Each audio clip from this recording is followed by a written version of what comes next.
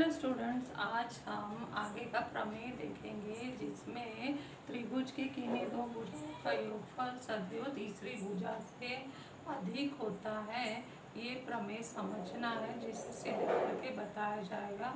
लेकिन ये प्रमेय ऐसा है कि रचना बनाते समय बहुत ही उपयोगी होता है, क्योंकि जब कोई त्रिभुज की तीन भुजाएं दी हो तो उसकी लंबाइयों को जोड़कर हम ये देख सकते हैं इस प्रमेय के आधार पर कि वो त्रिभुज बन सकता है या नहीं।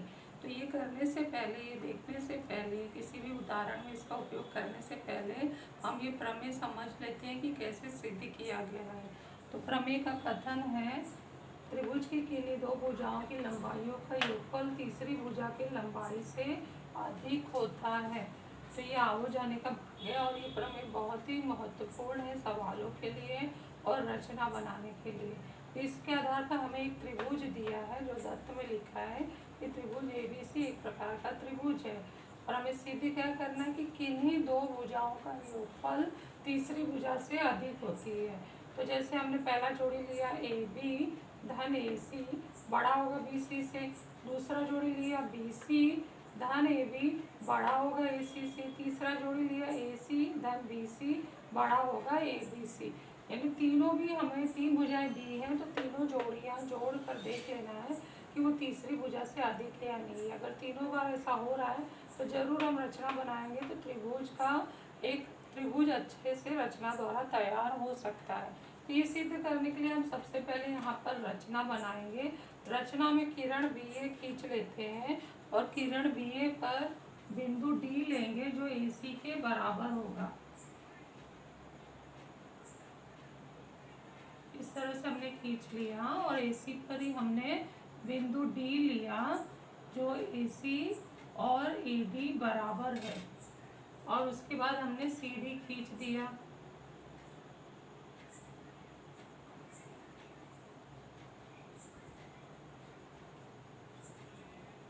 ये हम रचना यहाँ लिख लेते हैं।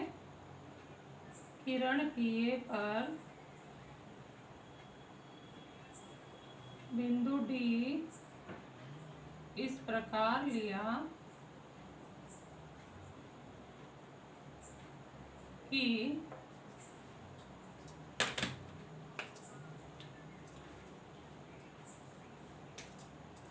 AC बराबर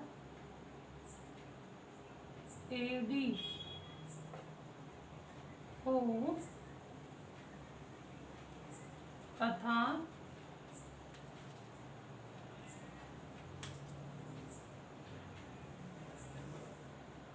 CD खींचा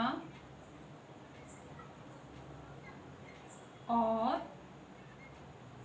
BAD एक रेखीय हो। अब इसे सिद्ध करने के लिए हम क्या करेंगे, इस त्रिभुज में जाएंगे। इस त्रिभुज में दो भुजाएं सर्वांगसम है तो इनके सम्मुख कोण भी सर्वांगसम होंगे। अब ये सर्वांगसम करने के बाद हम क्या बोलेंगे कि अगर ये दोनों कोण सर्वांगसम है तो इस कोण में यदि हम ये मिला दें तो ये जो पूरा कोण है इस कोण से बड़ा हो जाएगा। तो हम यहाँ छोटे बड़े का बाद दिखा रहे हैं क्योंकि हमें आगे चल के छोटे बड़े का ही चिन्ह लेना है। तो पहले तो ये दोनों कोण को हमने सर्वांगसम किया समद्विबाहु त्रिभुज प्रमेय से, उसके बाद इस कोण में इस कोण को मिला दिए तो बड़ा कोण तैयार हुआ और ये बड़ा कोण इस कोण से बड़ा है। तो अब हम क्या करेंगे, बड़े त्रिभुज में जाएंगे क्योंकि ये जो बड़ा कोण है इस बड़े त्रिभुज का भाग है BCD का, और कोण ADC को बढ़ा देंगे BDC तक।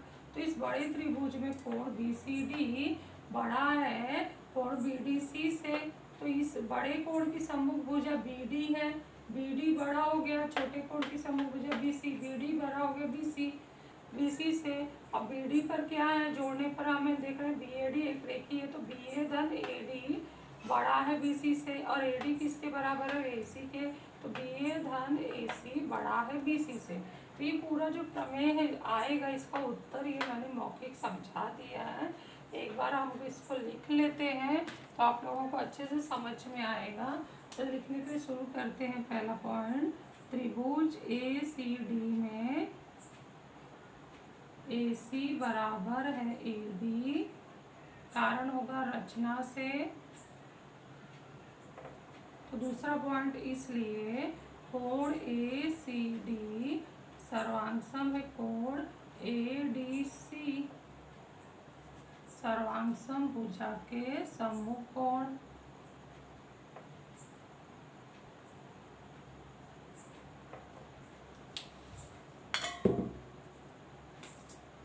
तीसरा पॉइंट,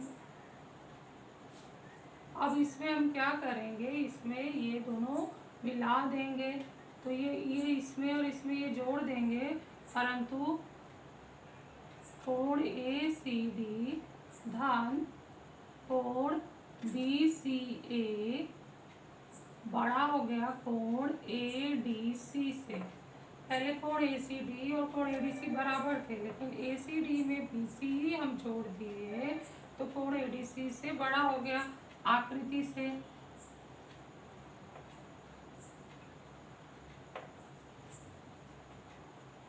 अब इसको हम जोड़ देते हैं तो कोण ACD क्या होगा, कोण ACD और ACB को मिला देंगे तो ये कोण BCD तैयार हो जाएगा, कोण BCD। इसलिए कोण BCD बड़ा है कोण ADC से, कारण होगा संलग्न कोणों के योग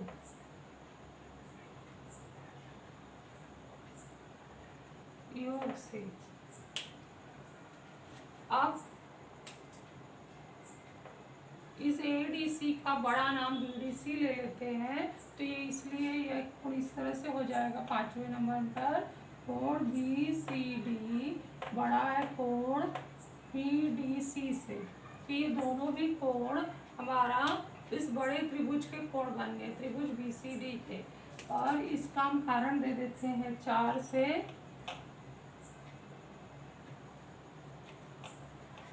और एक रेखीय कारण है BAD, जिसकी वजह से कोण का नाम पढ़कर आया है। इसलिए त्रिभुज के कोणों के असमानता का गुणधर्म लगा सकते हैं, क्योंकि यहाँ पर कोण बड़ा है, ये BCD कोण जो BCD एक कोण है बड़ा है, BDC छोटा है, तो बड़े कोण की सम्मुख भुजा बड़ी होगी, छोटे कोण की सम्मुख भुजा उससे छोटी होगी।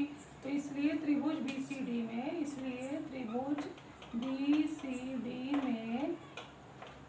BD बड़ा है BC से, कारण होगा त्रिभुज के कोणों के असमानता गुणधर्म से, जो अभी अभी हमने पिछले वीडियो में पढ़े हैं, उसका हमने यहाँ पर उपयोग कर लिया, असमानता गुणधर्म से। अब हम क्या करते हैं, देखते हैं कि BD पर क्या बिंदु है। तो हम देख रहे हैं BAD एक रेखीय है, तो BA धन AD से आएगा, तो इसलिए BA धन AD बड़ा है BC से, कारण होगा BAD एक रेखीय। नंबर 8 पर, इसलिए BA धन AD हमारा किसके बराबर है, यहाँ पर देखो AD AC के बराबर है, तो AC बड़ा है BC से, कारण होगा रचना से AD बराबर है AC के, AD AC के बराबर है, रचना में लिखा है। तो ध्यान से देखो, ये हमारा BA धन AC बड़ा है BC, BA धन BC पहला साध्य आ चुका है।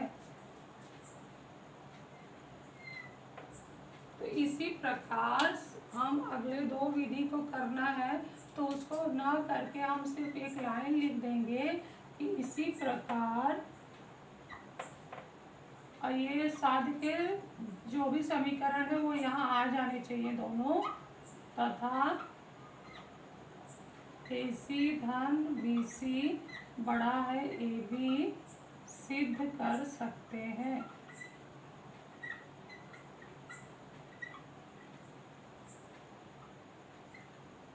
इसका कारण होगा 8 से। इस तरह से हमने प्रमेय द्वारा सिद्ध किया कि त्रिभुज के किन्हीं दो भुजाओं का योगफल सदैव तीसरी भुजा से अधिक होता है। इसका अधिकतर उपयोग कहाँ होता है? जब हम रचना बनाते हैं और हमें त्रिभुज की तीनों भुजाएं दी गई हो तो हम जोड़कर मौखिक देख सकते हैं कि क्या ये त्रिभुज की रचना बन सकती है या नहीं।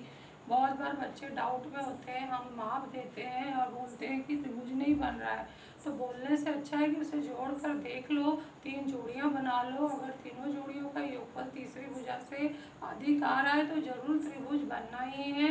अगर उसमें से कोई एक छोटा हो गया, कोई एक जोड़ी अर्थात 2 में अधिक हो रहा है और तीसरे में छोटा हो रहा है तो त्रिभुज का रचना नहीं बनेगा। तो ये इस प्रमेय के उपयोग से, इसलिए इस प्रमेय का कथन याद रहना चाहिए और इसका उपयोग हम सदैव रचना बनाने के लिए करते हैं। तो इसलिए बहुत ही महत्वपूर्ण हो जाता है हमारे रिटन एग्जाम के लिए, हमारे एक्टिविटी के लिए। तो आप लोगों को एक एक्टिविटी दी जा रही है जिसमें मैंने ये 4 जोड़ियां दी हूँ। आप लोगों को ये देखना है कि इसमें त्रिभुज की रचना बन पा रही है कि नहीं बन पा रही है। इसमें गोला प्रकार उठाने की जरूरत नहीं है। इसमें पहले क्वेश्चन पढ़ देती हूँ। नीचे किसी त्रिभुज की भुजाओं की जोड़ियां दिए जा रहे हैं। त्रिभुज के गुणधर्म का उपयोग करिए, गुणधर्म है इसका उपयोग कर त्रिभुज की रचना बन रही है कि नहीं कृति द्वारा स्पष्ट करो। अगर बन रही है तो भी बोलना है कि इसमें तीनों भुजाओं की जोड़ियां तीसरी भुजा से सदैव अधिक आ रही है, इसलिए त्रिभुज की रचना बन रही है। और अगर नहीं बन रहा है तो भी नीचे स्पष्टीकरण में लिखना है कि इसमें 2 जोड़ियां अधिक आ रही हैं और एक जोड़ी जो है वो छोटी आ रही है तीसरी भुजा से। 2 जोड़ियों का योगफल तीसरी भुजा से छोटी आ रही है, इसलिए त्रिभुज की रचना नहीं बन रही है। तो आप लोगों को सादा पेज लेना है और एक छोटी छोटी पतली पतली लकड़ी या काड़ी या माचिस की तीली का उपयोग करना है। खराटे की काड़ी का भी उपयोग कर सकते हो जो पतली और सीधी होती है। उसको लेकर ये सब लंबाइयों का लकड़ी पहले काट लेना है।